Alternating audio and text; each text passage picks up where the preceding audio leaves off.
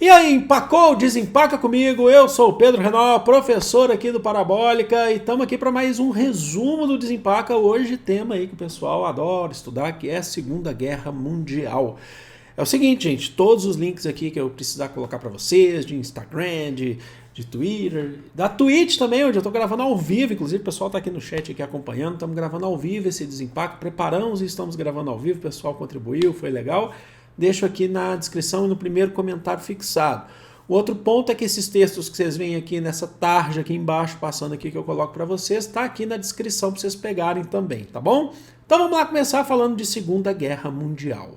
A Segunda Guerra Mundial, o segundo grande conflito mundial, teve lá início em 1939 e foi até 1945, deixou uma triste marca de 80 milhões de mortos no mundo.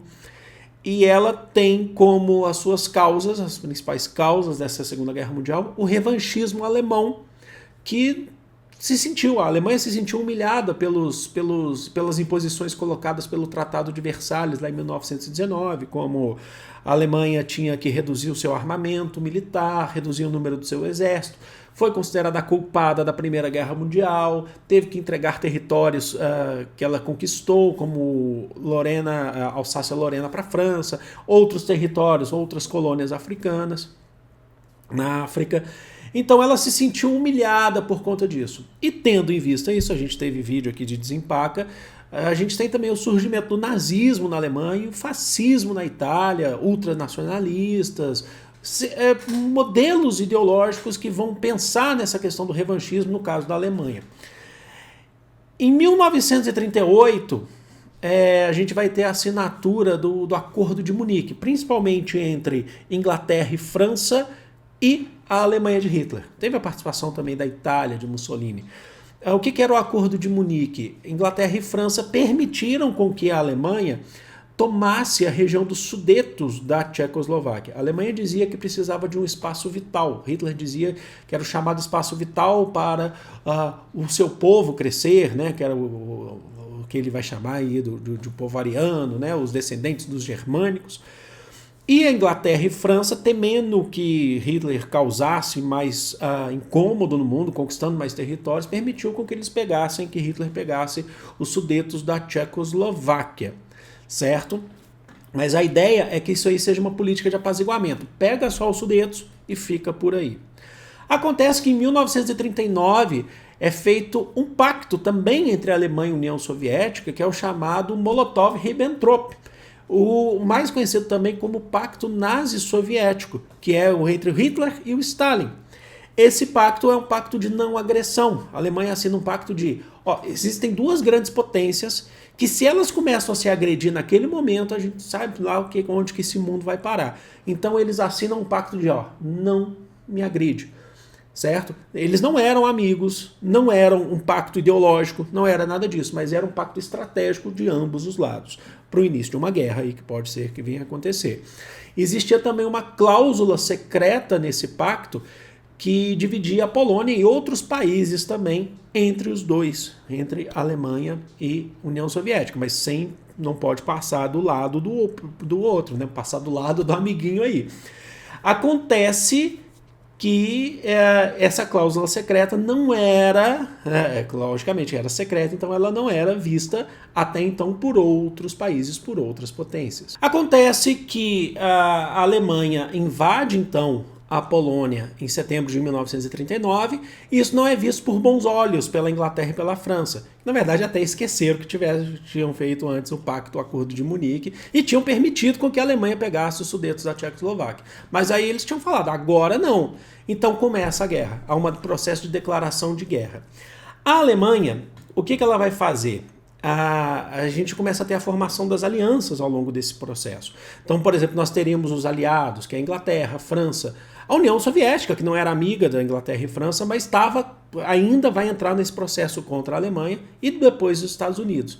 E do outro lado nós temos o eixo, né?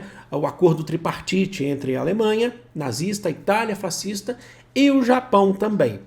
A Alemanha, ela inicia essa guerra vencendo através do que a gente vai chamar de Blitzkrieg, que seria a guerra relâmpago. Então a Alemanha ataca a frente ocidental, consegue invadir a França, ataca a Bélgica, os Países Baixos, mas consegue invadir a França, divide a França em duas partes, porque teve uma parte que resistiu.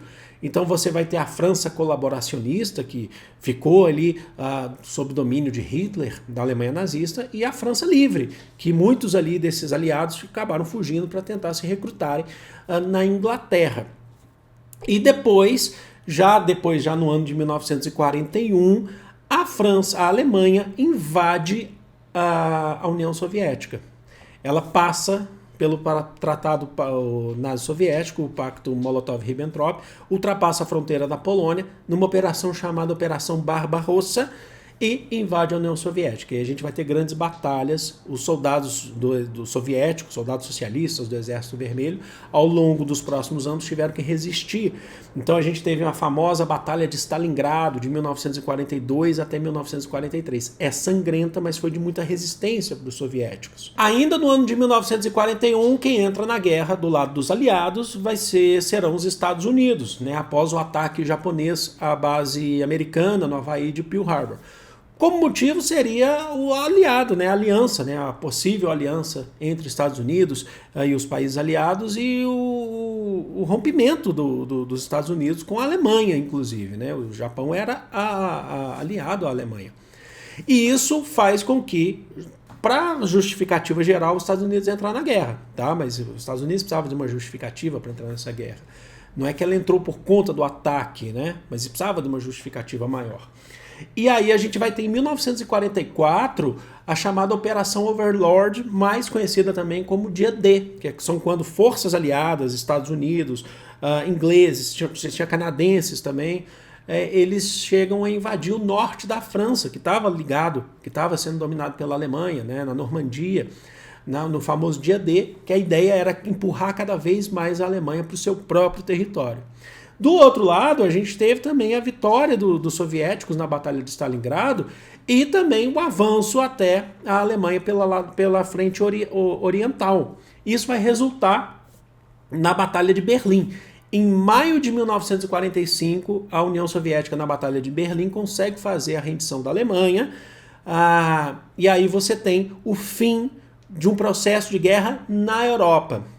Porque em outras regiões também continuava. Por exemplo, no Oceano Pacífico, a guerra se estendeu por um pouco mais violentamente e ela só vai terminar mesmo em setembro daquele mesmo ano, de 1945, com as bombas de Hiroshima e Nagasaki no Japão, para fazer a rendição do Japão pelo lado dos Estados Unidos, né, que soltou as bombas. E como consequências dessa guerra, desse conflito, nós temos a Alemanha, foi derrotada em duas guerras, na verdade, em uma guerra, a outra ela foi considerada culpada, foi dividida em 4 zonas de influência, Estados Unidos, França, Inglaterra e União Soviética, mas pouco tempo depois ela acabou sendo dividida só em 2, que a gente vai ter a República Federal da Alemanha, a ocidental, com bases capitalistas, e a República Democrática Alemã, a oriental, com bases socialistas. E aí você está entrando, inclusive, num processo aí que a gente vai conhecer da Guerra Fria.